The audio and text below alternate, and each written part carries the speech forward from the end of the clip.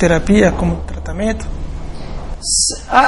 Nem todas, Mário. Tem muitas pessoas, às vezes, nem sabem o que é a cromoterapia e quais são os valores das cores. Nem sabe o porquê um branco, nem sabe porque está vestido um vermelho, um cor-de-rosa, um amarelo. E para cada tipo de cores existe a sua função, certo? Nós sabemos que as cores vermelhas, elas são estimulantes, as cores amarelas, elas agem na parte psíquica, na parte da sua inteligência, certo? O branco, ele é praticamente uma cor reflexológica. Se você procurar o verde, você está saúde, para também amenizar as pessoas. Então, até mesmo de você hoje, no convívio de uma casa, se você procurar uma cor verde, erva doce, você está procurando uma calma, uma paz. Se você colocar um rosa, você está procurando amor. Se você procurar uma cor, se você colocar uma cor escura, aí já é uma coisa muito negativa. Isso só não traz coisas benéficas. As pessoas que vivem com tons pretos... Essas pessoas que vivem com tons pretos são pessoas muito voltadas mais pelo âmbito interior e não pelo âmbito exterior. São pessoas muito caladas. Geralmente as pessoas que estão doentes mentalmente, eles praticamente, vamos supor assim, que você começa a usar o preto, usa muito cinza, certo? São pessoas muito fechadas. Agora, existem momentos na vida em que você usa o preto e usa uma cor branca. Então você está praticamente equilibrado. Entre o branco e o preto, você está hoje yin e yang, que é o positivo e o negativo. Hoje você está em equilíbrio. Então sempre as pessoas têm que saber que ele tem que sempre usar as cores,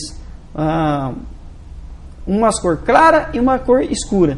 Se você usar toda uma tonalidade só, você só está yin. Se você usar toda uma tonalidade escura, você está yang. Quer dizer, então você tem que sempre mesclar. Você tem que procurar o equilíbrio acima de tudo.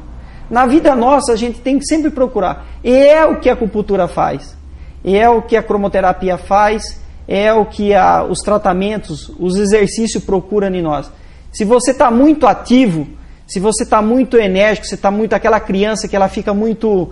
praticamente, ela é uma pessoa ativa, que brinca, pula de um lado, procura nessa criança levar para o lado de esporte, dessa criança fazer exercícios ativos, que essa criança passa a ser uma pessoa muito mais amena.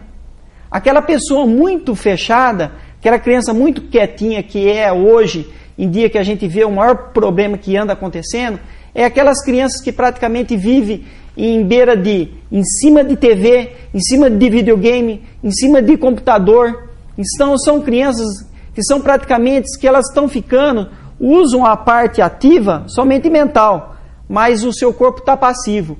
E isso não vai gerar muitas doenças. Então procura essas crianças a uma parte esportiva. Por isso que eu citei a você, Mário, que praticamente o exercício físico é fundamental em tudo. Beleza, Pirinho. Então vamos para o intervalo e já você fala os tipos de exercícios físicos recomendáveis para as pessoas, para os adultos, para as crianças. Até já.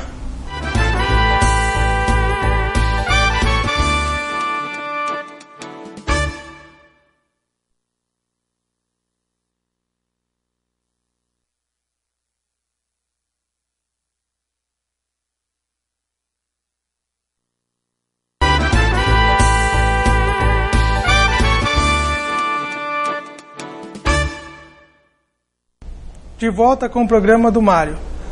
Pirinho, no bloco anterior a gente terminou falando sobre os exercícios físicos recomendáveis para cada idade.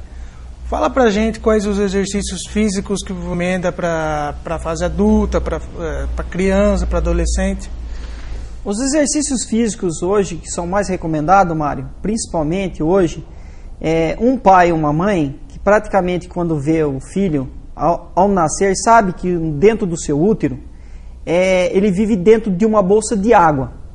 Então, colocando hoje em dia, todo mundo já sabe que o melhor esporte para ser praticado é a natação.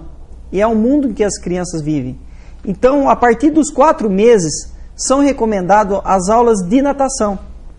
Isso também faz com que as crianças passem a desenvolver não só um equilíbrio físico, mas também um equilíbrio mental. E essas aulas que elas são ministradas às crianças de 4 meses, elas são ministradas aos pais ou às mães, certo? Eles vão passando os exercícios e que as crianças não vão sair nadando, mas sim eles vão sair adaptando ao meio líquido, certo? Porque a criança, você chega num ponto de vista, a criança quando nasce, você está numa bolsa, vivendo 9 meses num ambiente gostoso, maravilhoso, e de repente você nasce com aquela luz, gelo, o médico batendo na sua bunda, quer dizer, já é um trauma, já é um certo choque. Era uma coisa que às vezes você precisava receber de uma maneira totalmente diferente. Mas só que hoje em dia nós não temos uma adaptação à sociedade de hoje em dia, já não permite isso. E também com os riscos que pode também acontecer. Da criança, às vezes pode estar virado dentro do útero. Então, para isso que é recomendado o médico. A acupuntura, no momento desse, ele ajuda. Existe um ponto que é o B17, que é o ponto bexiga. Esse meridiano no B67, ele praticamente, que você colocando uma agulhinha ali, você faz com que a criança vire para o ponto de nascer. Tem aqui nesse boneco? Tem.